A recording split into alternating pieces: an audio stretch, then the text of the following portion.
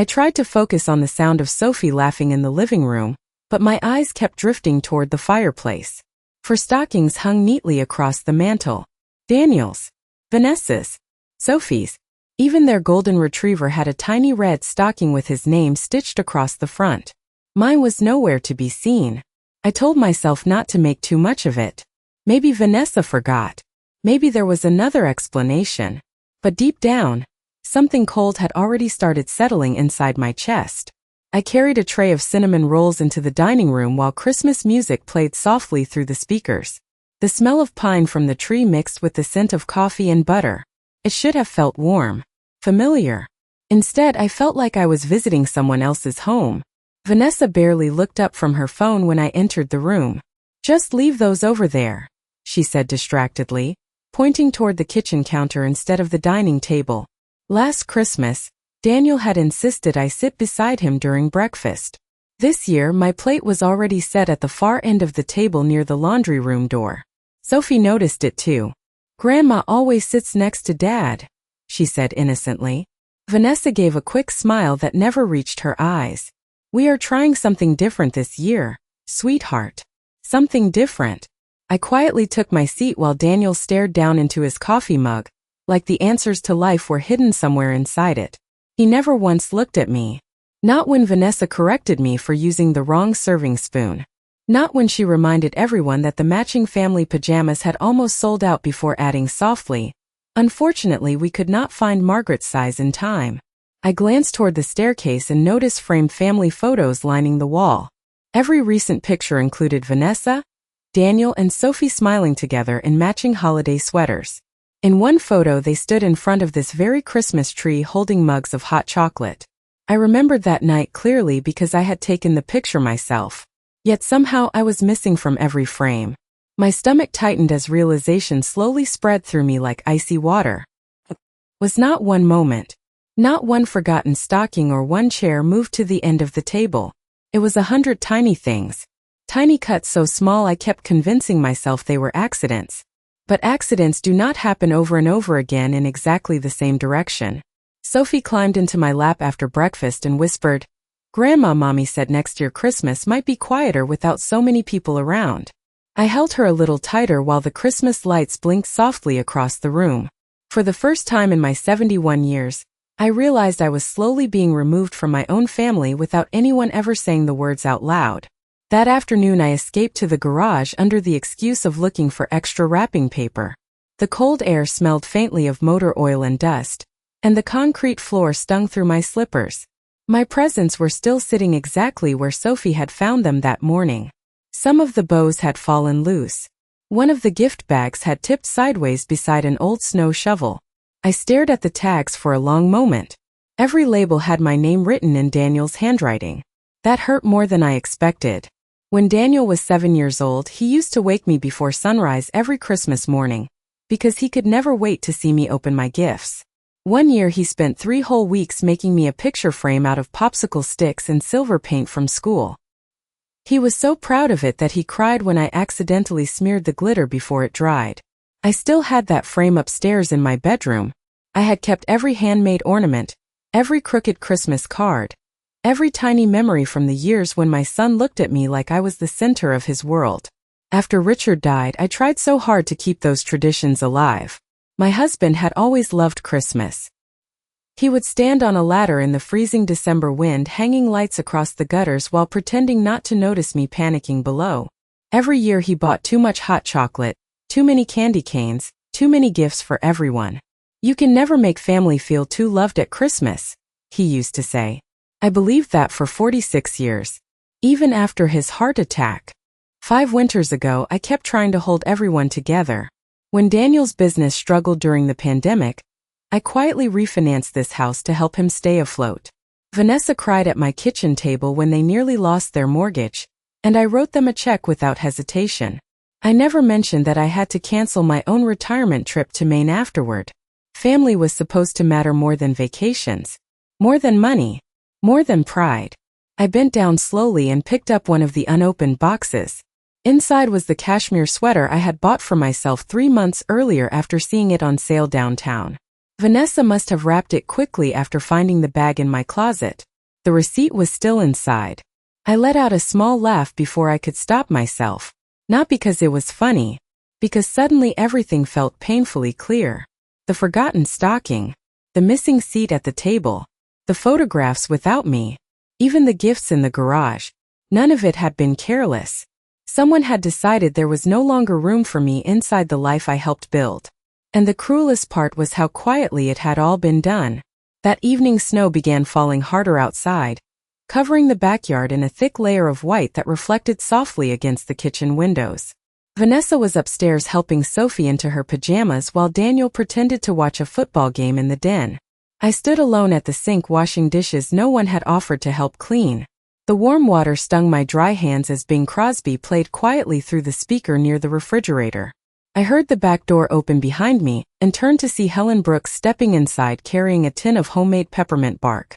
Helen had lived next door for almost 30 years. She and Richard used to argue over whose Christmas lights looked better every December. "I figured you all might need extra dessert," she said with a tired smile, brushing snowflakes from her wool coat. Then her eyes moved past me toward the garage door that had not fully latched shut earlier. Her expression changed slightly. "Margaret," she said carefully, "why are your Christmas gifts sitting out there in the cold?" I forced a laugh that sounded weak even to my own ears. "Oh, there just was not enough room around the tree this year." Helen looked at me for a long moment without speaking. She had known me too long for lies like that.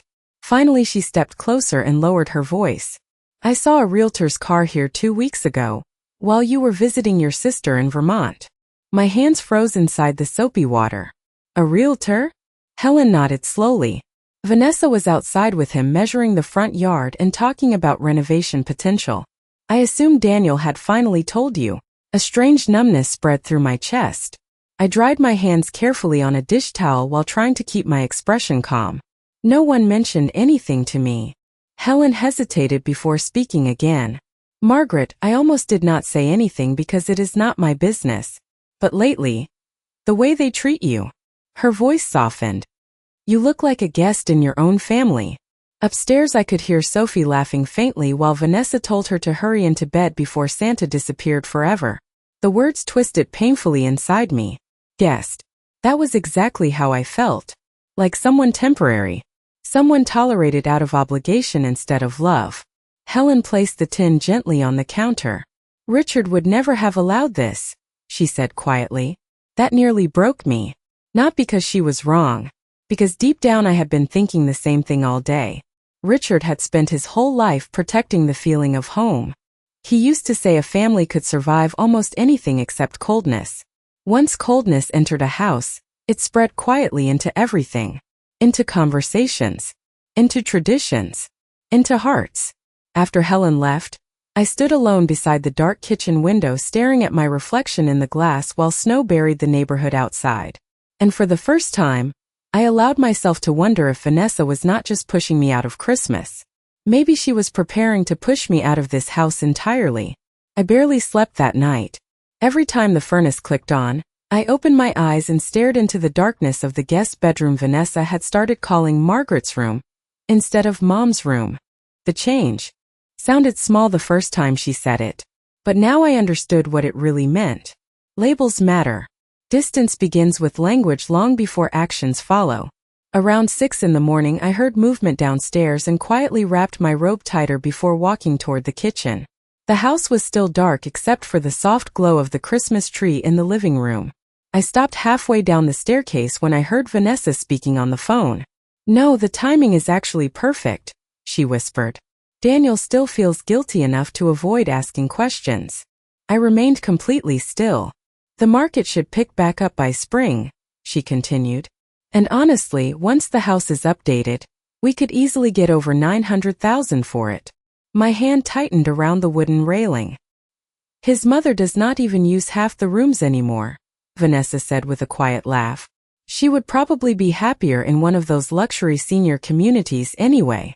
There was a pause while the person on the other end spoke. Then Vanessa lowered her voice further. "The trust situation is the only thing slowing us down. But Daniel thinks his father left everything straightforward. He has never actually looked at the documents." My heartbeat slowed instead of racing. Something inside me became very calm, very clear. I quietly stepped backward before the stairs creaked beneath my feet. Vanessa turned sharply toward the hallway as I entered the kitchen, pretending to yawn. Her expression shifted instantly into polite surprise. "Oh goodness, Margaret, you scared me." "I could not sleep," I replied softly while reaching for the coffee pot. She slipped her phone into her sweater pocket a little too quickly. "I was just talking to my cousin about real estate prices. You know how people are these days." I nodded as though I believed her. Then I poured myself coffee and stood silently beside the sink while snow drifted outside the windows in slow, heavy flakes. Vanessa kept glancing at me over her shoulder, waiting for some reaction that never came. That seemed to make her more uncomfortable than anger would have. A few minutes later, Daniel shuffled into the kitchen, still half asleep. Vanessa immediately wrapped herself around his arm and kissed his cheek while smiling brightly. "Your mother and I were just talking about how beautiful the neighborhood looks after fresh snow." Daniel smiled weakly and rubbed his tired eyes. "Dad always loved mornings like this," he murmured. For a second the room went completely quiet. Richard's absence still lived inside this house like another person. I looked at my son standing there between his wife and his memories, and suddenly I realized something painful. Daniel was not cruel the way Vanessa was cruel. Cruelty requires intention. Daniel had simply become weak enough to let someone else erase me piece by piece while he stood quietly beside her. The day after Christmas, the house felt strangely quiet. Wrapping paper had been thrown away. The smell of cinnamon and roasted turkey had faded into the ordinary scent of laundry detergent and coffee grounds. Vanessa spent most of the afternoon upstairs organizing closets while Daniel took Sophie to the movies downtown. I sat alone in the den pretending to read an old gardening magazine while my thoughts kept circling the same conversation from that morning. The trust situation is the only thing slowing us down. Richard had always handled our finances himself. Not because he did not trust me, but because numbers gave him peace in the same way gardening gave peace to me. After he passed away, I signed whatever documents the attorney placed in front of me through a fog of grief and exhaustion. At the time, I thought Daniel had taken over everything responsibly. Now I was no longer sure of anything. Around 2 o'clock, I quietly went upstairs to my bedroom and opened the cedar chest at the foot of the bed. Beneath old photo albums and folded winter blankets sat a navy blue folder Richard had labeled in his careful handwriting years ago. Important documents. My fingers trembled slightly as I opened it. Inside were property records, insurance policies, tax forms, and copies of legal paperwork I had not looked at in years. I sat beside the bedroom window while pale winter sunlight spilled across the carpet and slowly read every page. Halfway through the folder, I stopped breathing for a moment. The house was not solely under Daniel's control the way Vanessa clearly believed. Richard had placed the property inside a family trust almost 10 years earlier. My name remained primary trustee. Daniel would only inherit control after my death or voluntary resignation. I read the paragraph 3 times to make certain I understood it correctly. Then I leaned back slowly against the headboard and closed my eyes. Richard. Even now, after 5 years gone, he was still protecting me. A soft knock interrupted my thoughts. Sophie peeked her head into the room holding a stuffed snowman under one arm. "Grandma, can I sit with you?" she asked quietly. I smiled and opened my arms. She climbed onto the bed beside me and rested her head against my shoulder. "Mommy and Daddy argue a lot when they think I am asleep," she whispered after a few minutes. My stomach tightened. "About what, sweetheart?" Sophie traced circles against the blanket with her tiny finger. "About money. And about this house. Mommy says we need to move before it is too late." I remained very still. Children always know more than adults realize. Sophie looked up at me with worried blue eyes that looked so much like Daniel's when he was little. "Grandma," she asked softly, "are you going somewhere?" Outside, snow slid quietly from the roof in heavy clumps while the wind rattled the bare tree branches beyond the window. I wrapped my arm gently around her shoulders and kissed the top of her head. "No, sweetheart," I said calmly. "I am not going anywhere." 2 days later, Vanessa announced that she wanted to host a New Year's dinner for a few friends from Daniel's business circle. She spoke about centerpieces and wine pairings while flipping through recipes at the kitchen island, as though nothing inside this house had shifted. I listened quietly while stirring soup on the stove. The longer I stayed silent, the more comfortable she seemed becoming. That interested me. People reveal themselves most clearly when they believe they have already won. Around noon, Vanessa left to meet a decorator downtown, and Daniel took Sophie ice skating at the community rink. The moment their cars disappeared down the street, I picked up the navy blue folder and drove into town myself. The roads were still lined with dirty snowbanks from Christmas, and gray clouds hung low over the city like heavy wool blankets. I parked outside Whitmore and Kane Attorneys at Law, the same brick building Richard and I had visited dozens of times over the years. The receptionist recognized me immediately. "Mrs. Whitmore, it is so nice to see you again." Her kindness nearly unraveled something inside me. I smiled politely and asked if Thomas Kane was available. 10 minutes later, I sat across from Richard's longtime attorney while steam curled from a paper cup of coffee between my hands. Thomas looked older than I remembered, more tired around the eyes. But when he saw the trust document spread across his desk, his expression sharpened immediately. "I wondered when you might come in about this," he said carefully. I looked up at him. Did Richard expect there could be problems? Thomas hesitated before answering. "Your husband loved Daniel deeply, but he also understood that grief and financial pressure can make good people vulnerable to bad influence." The room became very still. Thomas adjusted his glasses and slid another document toward me. Richard added additional protections after Daniel married Vanessa. Legally, no sale, refinance, or transfer of this property can happen without your direct written authorization. I stared at Richard's signature near the bottom of the page. Suddenly I remembered the night he completed these papers. We had been sitting at this very kitchen table while snow fell outside almost exactly the way it was falling now. I had teased him for being overly cautious. Richard only smiled and said, "I am not protecting the house, Maggie. I am protecting you." My throat tightened painfully. Thomas folded his hands together. "Margaret, has someone been pressuring you?" I thought about the gifts abandoned in the garage, the missing stocking, Vanessa discussing senior communities over the phone, Daniel standing silently beside it all. "Not directly," I answered softly. "Not yet." Thomas nodded slowly like a man who already understood far more than I was saying aloud. Before I left, he handed me copies of every document along with a small sealed envelope. "Richard asked me to give you this only if you ever began doubting your place in this family."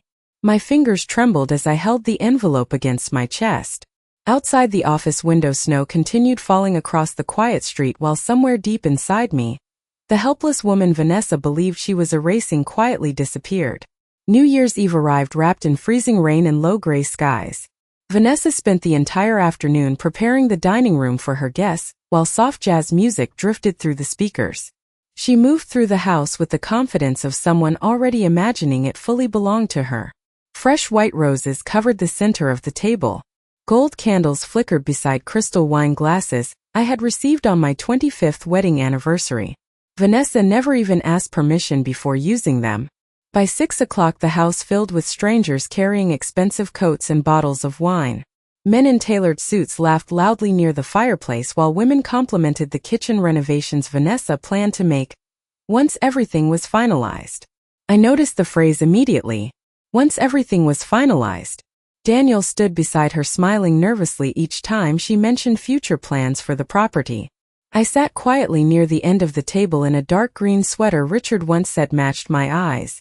Most of the guests treated me politely enough, but with the distant courtesy people reserve for elderly relatives they assume are no longer fully part of the room. Halfway through dinner, Vanessa raised her champagne glass with a bright, practiced smile. "To new beginnings," she announced. Everyone echoed the toast while crystal chimed softly around the table. Then she added lightly, "And hopefully a little less clutter in the new year." Several guests laughed politely. Vanessa turned toward me with false sweetness coating every word. "Margaret has collected so many things over the years. Honestly, simplifying life can be such a blessing at a certain stage." My fork paused against my plate. Across the table Daniel stared downward again, studying his wineglass instead of his mother's face. One of the women beside Vanessa nodded sympathetically. "My parents moved into a luxury senior community last year," she said. "Best decision we ever made for everyone." Everyone. The word settled heavily over the table. Sophie looked back and forth between the adults with growing confusion. "But Grandma lives here," she said quietly. An uncomfortable silence followed. Vanessa forced another laugh. "Well, sweetheart, sometimes families outgrow certain arrangements." I looked around the dining room slowly. At the candles I had once lit for Richard. At the garland hanging across the staircase I used to decorate with Daniel when he was small enough to sit on my shoulders. At strangers discussing my future as though I were already absent from my own life. Then I gently folded my napkin and placed it beside my plate. "Excuse me for one moment," I said calmly. No one stopped me. Upstairs, I walked into my bedroom and opened the sealed envelope Thomas had given me earlier that week. Richard's familiar handwriting nearly stole the breath from my lungs. "Maggie, if you are reading this, it means someone has made you question whether you still belong in the home we built together. You do. Never confuse kindness with surrender. Some people mistake silence for weakness. Do not let them." I closed my eyes for a long moment while rain tapped softly against the bedroom windows. Then I folded the letter carefully and reached for the trust documents resting inside the drawer beside our bed. I walked back downstairs carrying the navy blue folder against my chest, while conversation and laughter drifted through the dining room. No one noticed me at first. Vanessa was too busy describing the kitchen island she wanted to install after opening up the floor plan. Daniel stood beside the fireplace rubbing the back of his neck the way he always did when he was uncomfortable. Sophie sat quietly in her chair pushing mashed potatoes around her plate with a spoon. I returned to my seat without saying a word and placed the folder gently beside my wineglass. Vanessa glanced down at it briefly before continuing her conversation. "Natural stone countertops would completely modernize this space," she said brightly. "The whole house honestly needs a fresher energy." I looked at her calmly. "You seem very certain about the future of this house." Her smile tightened slightly. "Well, Daniel and I have been talking realistically about what makes sense long term." Several guests shifted awkwardly in their seats. Even they could feel something changing beneath the surface now. I opened the folder carefully and removed the trust documents one page at a time. The sound of paper sliding across the table seemed strangely loud in the quiet room. Daniel frowned. "Mom, what is all that?" I met my son's eyes fully for the first time in days. "The legal ownership records for this property." Vanessa's hand froze around her champagne glass. "Richard placed this home in a protected family trust nearly a decade ago," I continued softly. "I remain the sole acting trustee." Silence spread slowly across the dining room. One of the candles crackled faintly beside the centerpiece. Daniel stared at me in confusion. "What does that mean?" he asked. I folded my hands together neatly. "It means no one can sell this house, refinance it, renovate it, or remove me from it without my written authorization." Vanessa blinked several times before forcing out a nervous laugh. "Margaret, no one is trying to remove you from anything."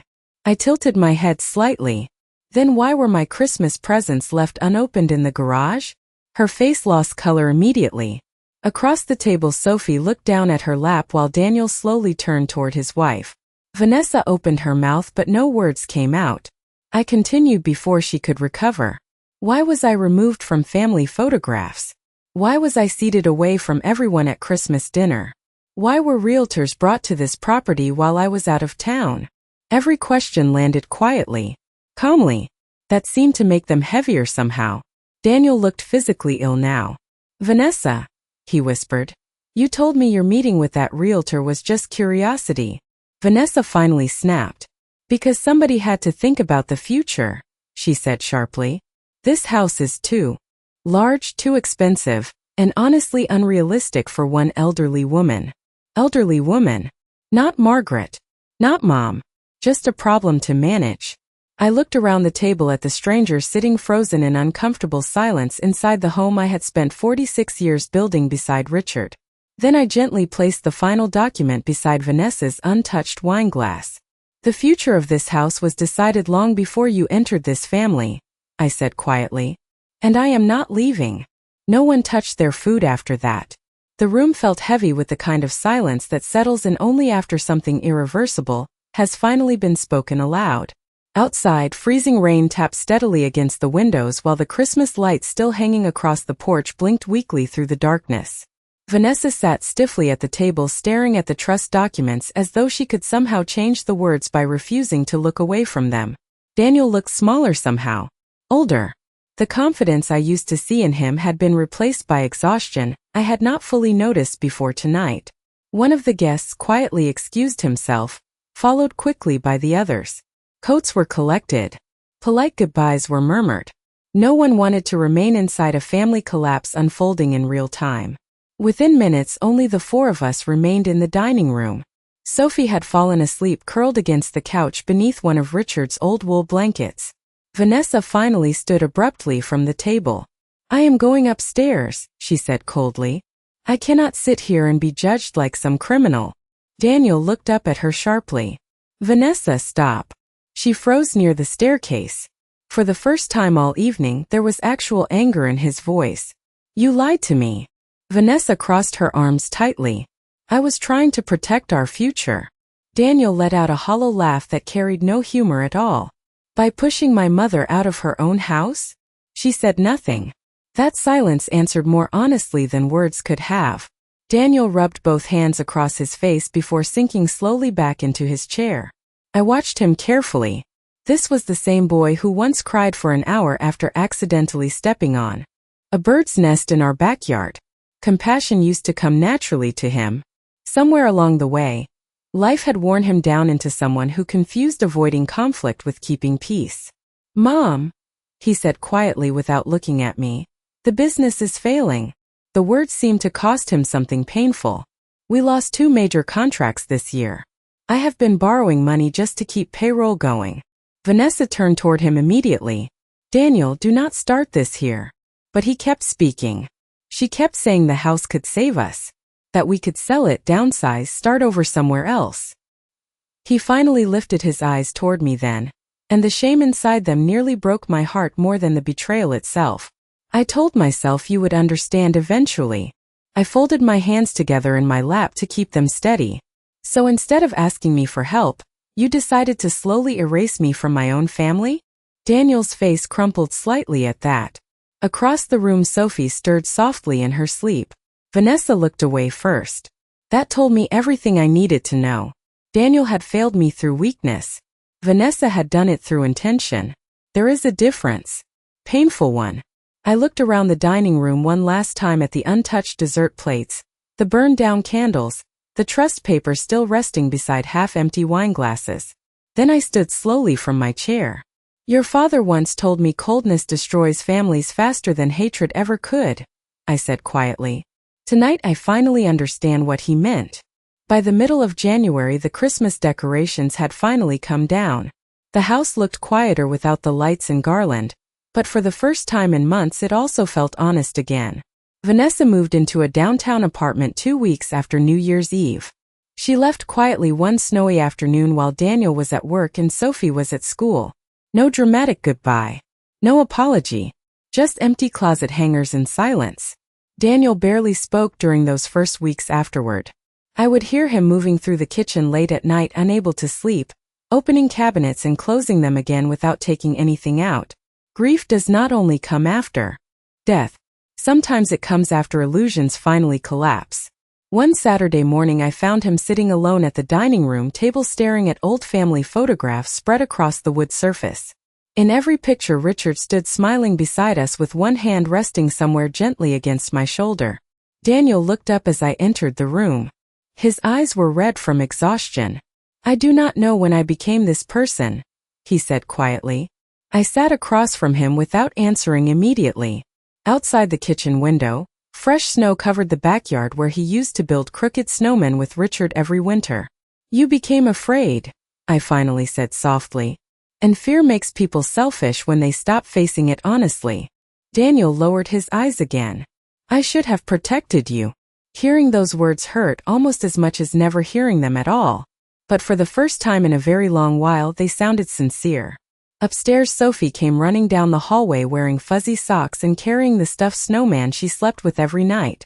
"Grandma," she announced proudly, "I made pancakes with Dad." She climbed into my lap while Daniel gave me the smallest, most uncertain smile. Healing rarely arrives all at once. Sometimes it begins with tiny ordinary moments people almost overlook. By next Christmas the house felt different again. Smaller in some ways. Softer. Daniel had sold his failing business and taken a quieter job with a local accounting firm. He looked tired less often now. Sophie helped me decorate the tree while old Christmas records played through the house, exactly the way Richard used to like them. We baked cinnamon cookies together and burned the first batch because Sophie kept sneaking extra chocolate chips into the dough. When Christmas morning arrived, sunlight spilled softly across the living room carpet, while snow drifted outside the windows in slow, gentle flakes. This time there were 5 stockings hanging above the fireplace.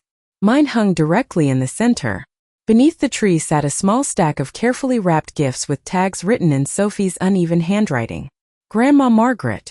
Right in the middle where everyone could see them. Sophie tugged excitedly at my sleeve before breakfast. "Grandma," she whispered, smiling wide. "Your presents are finally under the tree where they belong." I looked around the room at the quiet warmth, at my son making coffee in the kitchen, at Richard's old records spinning softly in the background, and for the first time since losing him, this house truly felt like home again.